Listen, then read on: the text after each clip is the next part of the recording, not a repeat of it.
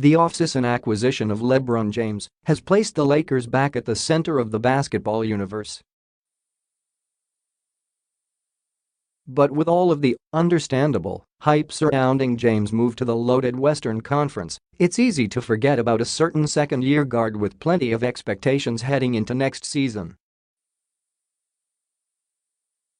When Lonzo Ball was selected with the number 2 overall pick in the 2017 NBA Draft, Lakers legend and current president of basketball operations Magic Johnson put a lot on Ball's shoulders, saying he anticipates the Lakers retiring Ball's jersey in the future. Much of what Ball showed in his rookie season backs up that thought. His uncanny vision was on full display. 7.2 assists per game, 9th in the NBA, as was his ability to create for his teammates. His rebounding, 6.9 boards per game, and defense, 3rd among point guards in defensive real plus-minus, also gave the Lakers reason to believe that he was the correct pick. But with the many positives that came out of his rookie season, there was one negative that just can't be overlooked: Ball can't shoot. Last season, Ball shot 36% overall and 30.5% from three-point range. Those are shocking numbers considering he shot 55.1% from the field and 41.2% from beyond the arc in his lone year at UCLA. His free throw percentage also dropped from 67.3% as a Bruin to 45.1% as a Laker. So that means tearing down Ball's shot and starting from scratch, right? Not going to change Lonzo's shot, Johnson said as the Lakers entered the offseason. Also, when he was missing, he was off balance or he rushed it. I told him to watch a lot of film on those two things.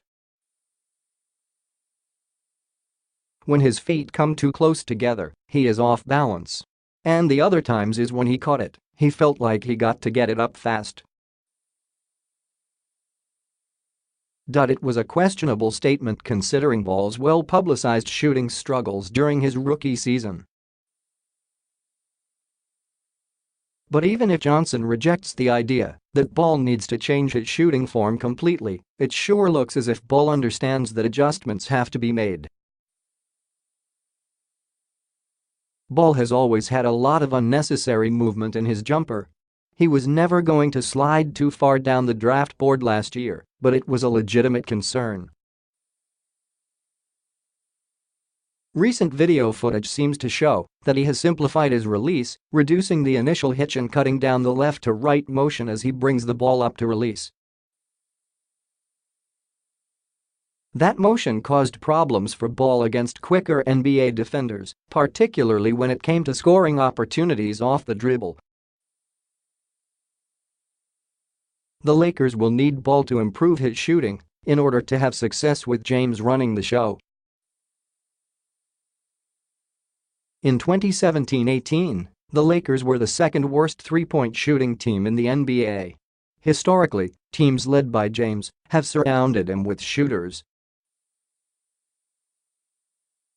But with the Lakers straying from this approach, the acquisitions of non-shooting guards Rajon Rondo and Lance Stevenson were head-scratchers. Ball will be counted on to knock down open looks this season.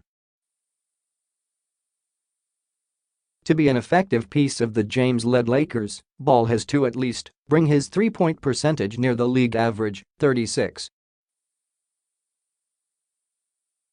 in 2017-18. Ball clearly understood this meant tweaking his shooting mechanics.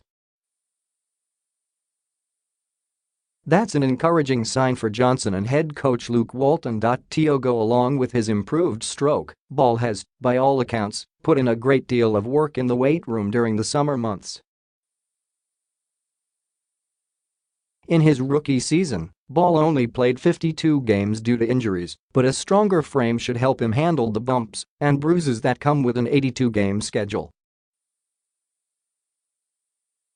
That strength should in turn give him the balance Johnson mentioned, which will only make his shot that much better. Ball is a major part of the Lakers' plans moving forward, but the addition of James has sped up his timeline. James' presence on the floor will create a multitude of open looks for Ball and the rest of the roster. But those open looks also come with a great deal of pressure. Ball must find a way to become an improved shooter, or the pairing with James won't work.